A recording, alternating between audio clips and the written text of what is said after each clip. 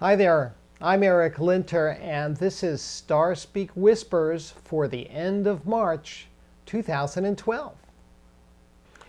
Before I get into the actual events and transits of late March, I want to say a few more words about the astrological new year. I printed out a chart for the spring equinox, which is, again, the sun's entry into Aries and the start of the new trek of the sun across the 12 signs of the zodiac, hence the astrological new year. Happy New Year.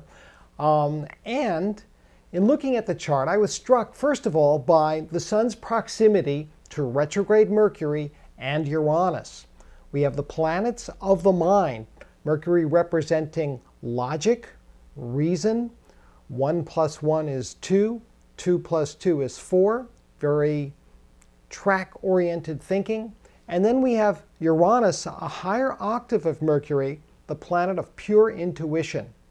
Well, Mercury is retrograde, and some people think it's somehow debilitated when it's retrograde.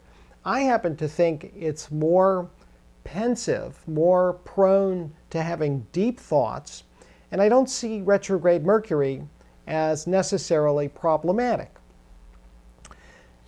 This grouping or stellium of planets is very powerful. It kind of pushes us to embrace new ideas, new technology. And Uranus is also the planet of the revolutionary fervor that is sweeping the planet from the Far East to the Middle East to Wall Street and countries around the world. There are back to the earth movements, there are freedom movements fighting for individual rights and liberties. And this is a trend that we're going to see as a continuing theme in this next astrological year. Uranus is in a square to Pluto, and this is probably the most important aspect of this astrological year as well, maybe of our lifetimes. Pluto in Capricorn represents the forces of the old guard. They're repressive forces. These are corporations and governments that are solely interested in self-preservation and the amassing of wealth and power. And Uranus in Aries, through the social media, Uranus is the technology planet, is going to continue to push up against and be confronted by these autocratic oligarchs, military powers, etc. So the fight goes on, and everyone on some level is going to have to decide which side of the fence they're on. Again, a big theme in this new astrological year. I always think that the new moon in Aries is the starting gun for the actual energy of a new year. And on, when is it? Thursday, March the 23rd, there's a new moon in Aries, and again, the same kinds of issues are in play with the sun and moon testing Pluto, Uranus also close by, and yet this is the beginning. This is the time for planting seeds as the new cycle of becoming really takes root. Mercury is going to retrograde back into Pisces on Friday the 23rd, giving us an opportunity to take a last look at recent history and perhaps review some deep feelings and memories as well, and hopefully glean some deeper understanding from these events so that we are better prepared in early April when Mercury turns direct to really, kind of get our mojo working and make our way into this new world that we're all going to be very busy exploring. On Saturday the 24th, Sun is conjunct Uranus, and again, technological breakthroughs, a good opportunity to try new things on a personal level, maybe get a new computer, a new phone, make use of technology.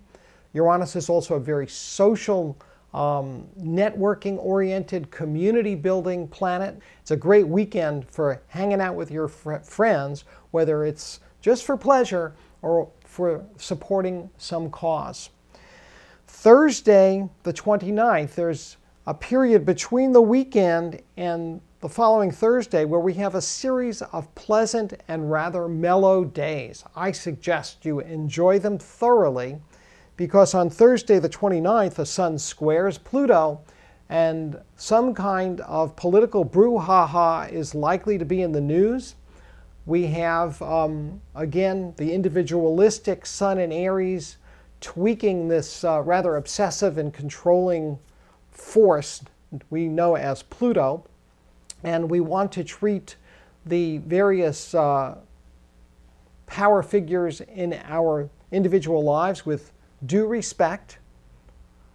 You don't want to annoy your boss that Thursday. Tiptoe lightly. And then on Friday the 30th, we have the first quarter moon in Cancer squaring the Aries Sun.